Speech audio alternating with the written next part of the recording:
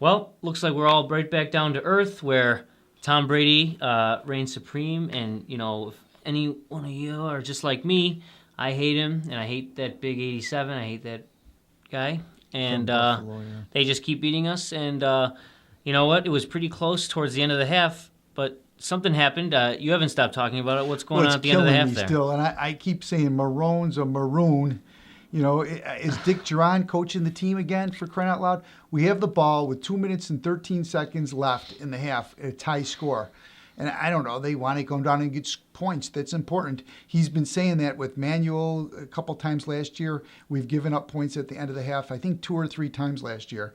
So run the ball, make them use their timeouts. We actually gave them the ball back twice. Under 2 minutes left. Right, we punted and then... We punt again, and then Spiller fumbles. So they got the ball 2 more times, got 2 more field goals. Now, the Duran reference was, again, I think I mentioned it last week. I said, against Dallas, with 10 seconds left and no timeouts, all we have to do is stop them from going out of bounds so it's the only play they have to kick a field goal. There was a timeout. We had 3-man rush, and we were all playing the Hail Mary, and we called timeout. And I'm thinking, God, they figured it out. All they're going to do is throw a 10-yard pass and get in field goal range here. They figured it out. That's why they called timeout. And they're going to come back here, and they're going to stop the short 10-yard pass. What did they do? They give them a short 10-yard pass. The only thing they can do to get points, basically, a Hail Mary basically is a Hail Mary. It's a 1,000,000-to-1 shot. And then I saw Brady. He threw it up like he was going to throw a Hail Mary. Now he just throw it up. He threw it right to one of our defensive backs because he knew there was a timeout and it didn't count. He wanted to totally screw with our minds and say, look, we're going to do a Hail Mary, when he knew that wasn't the play. The play was to get the 10 yards out of bounds, and we were giving it to him. He only had 6 seconds with, So I'm just saying, if they're screwing up little things like that, and then at the end of the half, 14 seconds left, we have the ball. They have no timeouts. Either you kneel on the ball or you throw a bomb from your own 20. You threw, I think it was a screen pass to Spiller, and he fumbles. Granted, you don't think he's going to fumble, but so what? Even if he gets tackled right there, there's 6 seconds left. It's only like a 20-yard gain. I mean, where are you going? Where are you going from there? It's either a bomb or a kneel down. Get in the locker 10-7. Where do we start? What a maroon! What an ignoramus! It was in between the 20 and the 30. So, and he gained about 25 yards, and they needed 10 yards to get into field goal range, and that's what they did. They got about 10 yards, and they got in field goal range. So we give them 10 points. Not that it mattered because we lost by way more than that, but momentum. Let's go back to the first thing that started momentum swing. A bomb to the end zone, not a very good pass, hits the defensive back in the back of his head, this Duke Williams. What does he do? He pushes him down.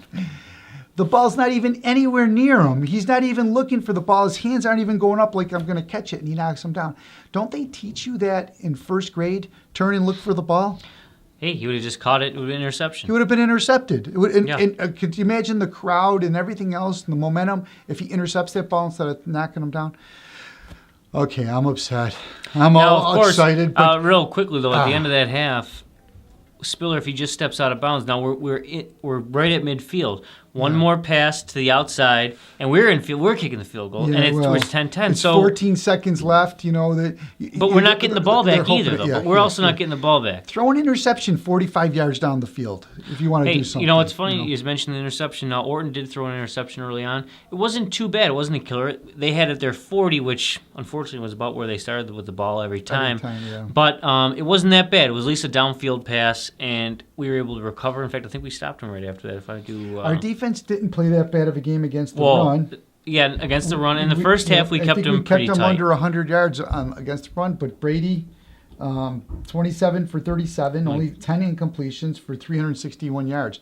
Even when he's halfway down on his back, on his way down, he throws one and throws an incompletion on purpose. I mean, he's got 10 incompletions, and I'd probably, half of them he incompleted them on purpose. Yeah, right. Threw them out of bounds. He threw them at somebody's feet when he was about to get sacked.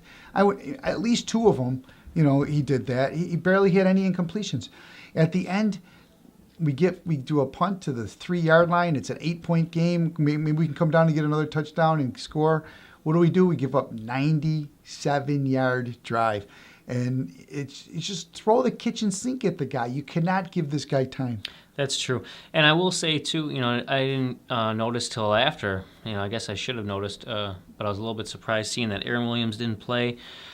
He's clearly the most important player in the defensive backfield and would have had a little bit more success taking out some of their passing game and taking out Gronkowski, perhaps. Well, he's a taller guy. He's a faster guy. What's his name? Jerry Sullivan. He keeps talking today. Everybody we played had injuries.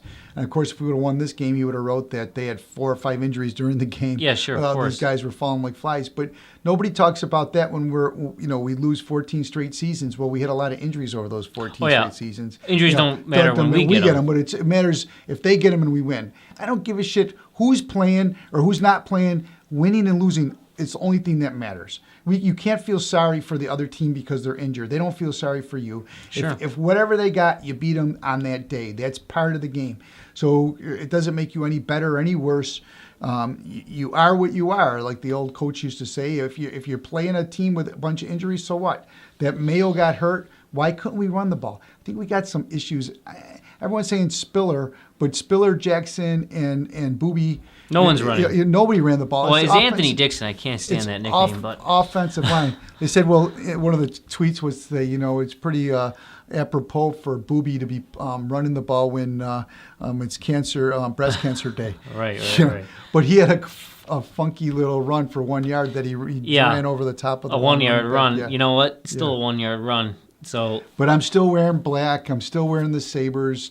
I'm still wearing the GOAT. Who is the GOAT today? I don't know.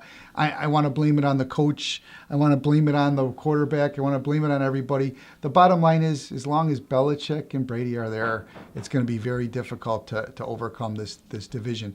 And even if, let's take Brady and Belichick out of it, is Orton the answer? Well, he's certainly not. He is the answer this year. He's the best quarterback we have. And I would just say that, there is something the matter, like you said, the offensive line. Eric Pierce does not belong at right guard. He's not good.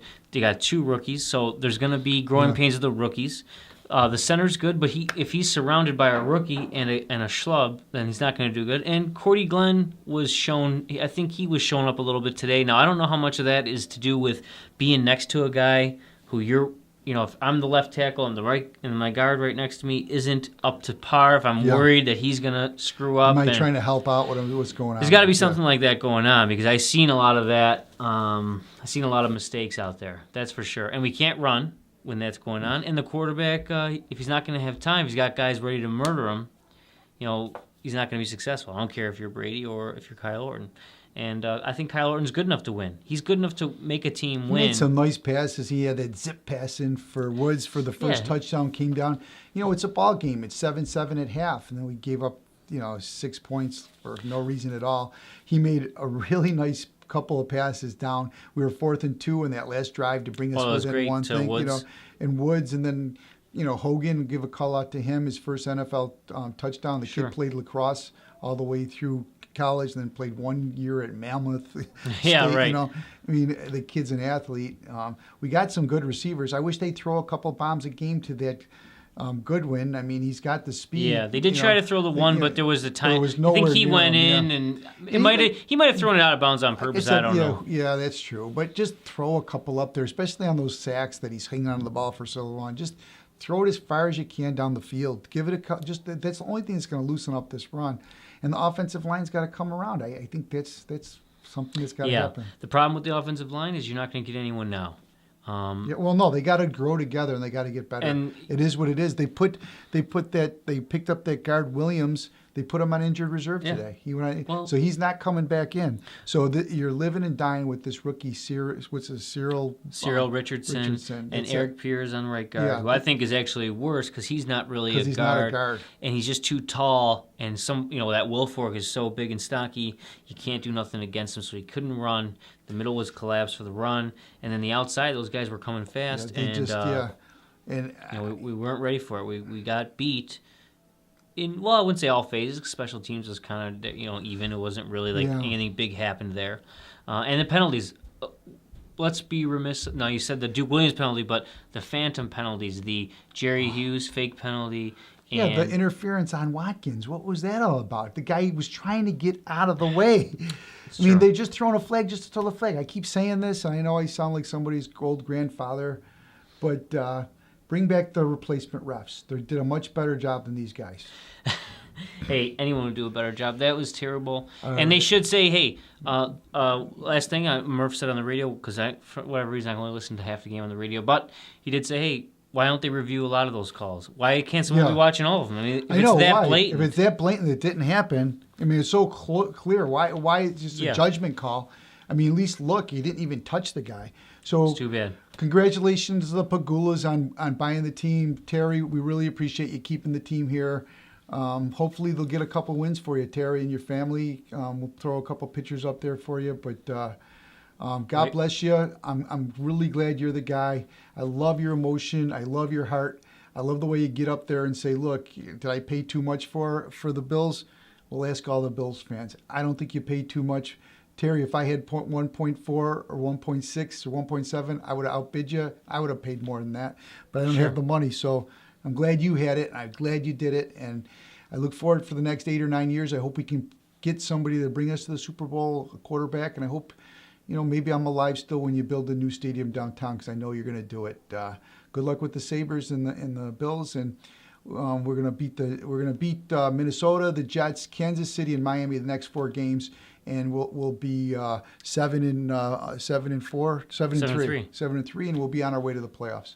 Hey, you heard it right there. And because someone deleted it on a website I usually frequent, Kim Pahula looking pretty hot in that blue dress too when introduced. So she's a babe. Okay, see you next week, boys.